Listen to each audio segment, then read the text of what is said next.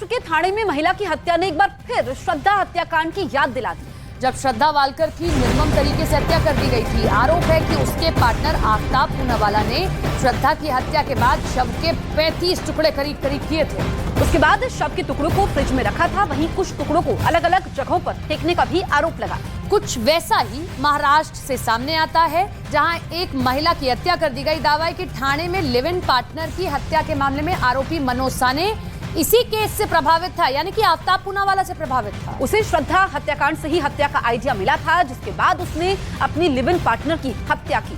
तो यहाँ पर ये नया कबूलनामा सामने आया है कि जो श्रद्धा वालकर की हत्या हुई थी, उसके बाद जो इस केस का आरोपी है, ठाणे में सरस्वती की हत्या होती है, इसका आरोपी मनोज साने आफ्ताब से प्रभावित था। उसने उस केस को देखा था, समझा था और उसके बाद ही उसको आइडिया आता है, फिर वो ऐसी वारदात को अंजाम देता है। अभी दिल्ली के श्रद्धा मर्डर केस से देश उभरा नहीं था। ये सवाल था सबके जहन में कि क्या इंसान ऐसा कर सकता है। इन सब के बीच ऐसा ही और हम कहें कि उससे भी ज्यादा निर्मम केस मुंबई यहाँ से सामने आता है, ठाणे से माफ कीजिएगा, जहां पर एक लड़की की न केवल हत्या की गई बल्कि टुकड़े किए गए और टुकड़े करने के बाद भी उसका आरोपी प्रेमी टुकड़ों को कुकर में रखकर जलाता है।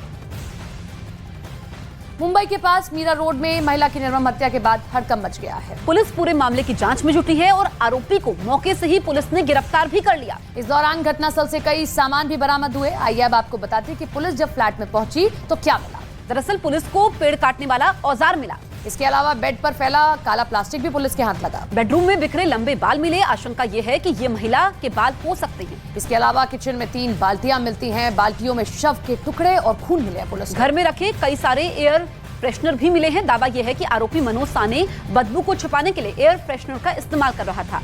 तो मुंबई से सटे ठाणे में एक महिला की मौत से हड़कंप तब मच गया जब एक महिला का शव कई टुकड़ों में एक फ्लैट से मिला। दावा है कि उसकी निर्मम हत्या लिव इन पार्टनर मनोज साने ही करता है और उसके बाद शव के टुकड़ों को कुकर में उबाल देता है ताकि शव की आसानी से ठिकाने लगाया जा सके।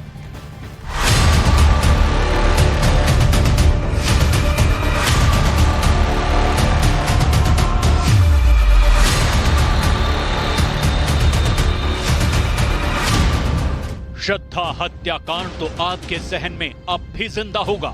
चाकू से जिस्म के 35 टुकड़े कर हर टुकड़े को अलग अलग इलाकों में फेंकने वाली और दिल को झकझोर कर रख देने वाली तस्वीर आप अब तक भूले नहीं होंगे।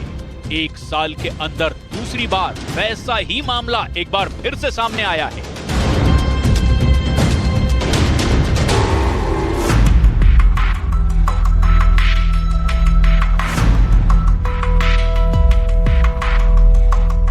लिव इन में रहने वाले एक शख्स ने अपनी पार्टनर की हत्या कर उसके वुड कटर से कई टुकड़े कर दिए।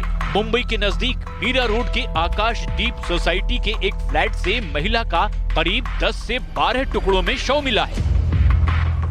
मुंबई से सटे थाने के मीरा रोड इलाके में, जहां पर न सिर्फ एक महिला की हत्या की गई बल्कि हत्या करने के बाद उसके शव के कई टुकड़े किए गए और टुकड़े करने के बाद उसको छोटे छोटे करने के लिए बाकायदा प्रेशर कुकर में डालकर उबाला गया और उबालने के बाद उसे पॉलिथीन में भरा भी गया था।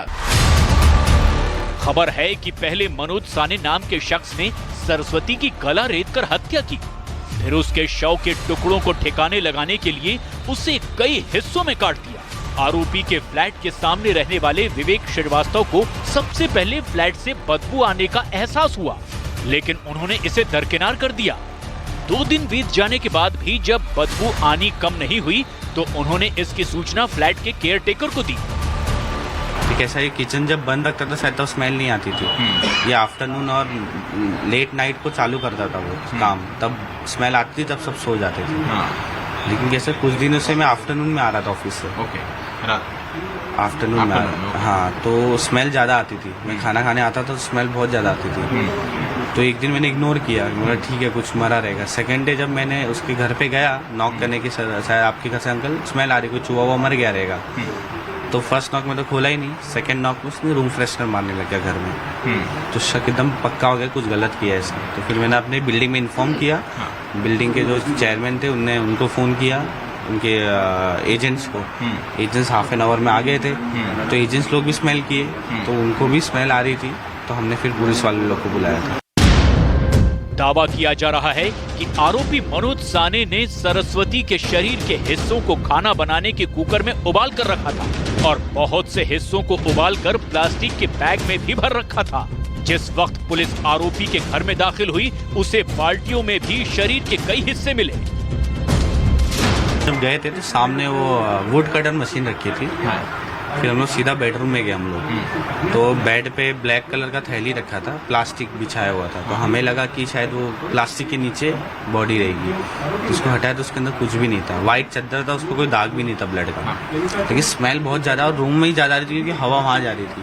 तो हमें लगा कपाट पर वॉशिंग मशीन में रखा रहेगा शायद, तो हम लोग वो सब देखे कहीं नहीं मिला। फिर हम लोग किचन में लास्ट में गए, जब हम किचन में गए तो देखा किचन में ही सब बॉडी पार्ट्स उसने काट करके रखा था। पुलिस से मिली जानकारी के मुताबिक हत्या 3 से 4 दिन पहले की गई थी। उसके बाद आरोपी मनोज साने ने पेड़ काटने वाला कटर खरीदा, जिससे वो रात में सरस्वती के टुकड़े करता था।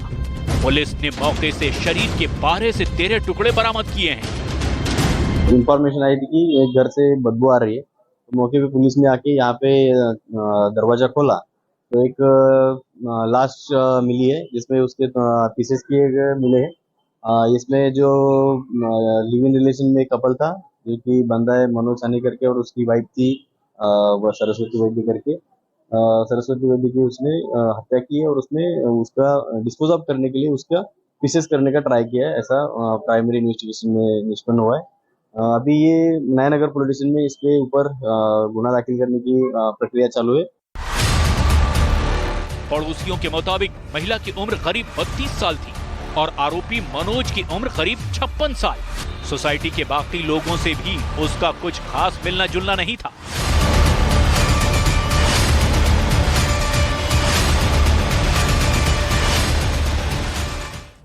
पाकिस्तान से बड़ी खबर सामने आ रही है। आतंकवादी संगठन तहरीके तालिबान पाकिस्तान ने दावा किया है कि पाकिस्तान के सुरक्षा बल के 14 जवान तहरीके तालिबान पाकिस्तान में शामिल हो गए हैं। न्यूज 18 के हमारे सहयोगी ओपी तिवारी की खबर आप देख रहे हैं। टीटीपी मंजिल नाम से अपना एक अखबार भी हर तीसरे महीने प्रकाशित करेगा। उधर पाकिस्तानी सरकार ने दावा किया है कि कोई भी सुरक्षाकर्मी इस संगठन में शामिल नहीं हुआ है और टीटीपी जनता को भड़काने के लिए गलत खबर दे रही है। दावा किया जा रहा है कि पाकिस्तानी सुरक्षा बल के लोग टीटीपी के इस्लामिक विचारधारा से प्रभावित हैं। ओपी तिवारी हमारे सहयोगी फोन लाइन पर मौजूद हैं। ओपी, और क्या जानकारी मिल रही है? इस दावे में कितनी सच्चाई है? देखिए, मैं आपको बता दूं कि टीटीपी ने जो दावा किया है उसमें कुछ ना कुछ सच्चाई जरूर है, क्योंकि इसके पहले भी दो महीने पहले टीटीपी ने जो पुलिस स्टेशन के अंदर घुसकर बम धमाका किया था, उसके बारे में पाकिस्तानी सुरक्षा बलों का कहना था कि वो बम धमाका वहां पर रखे विस्फोटक के कारण हुआ था। लेकिन टीटीपी ने उसके लिए बाकायदा नाम और फोटो भी जारी किए थे और स्पष्ट तौर पर बताया था कि उनके मुखबिर की इंफॉर्मेशन के चलते वो बम धमाका हुआ है। लिहाजा टीटीपी ने अब 14 पुलिस कर्मियों या सुरक्षा कर्मियों के शामिल होने का दावा किया है।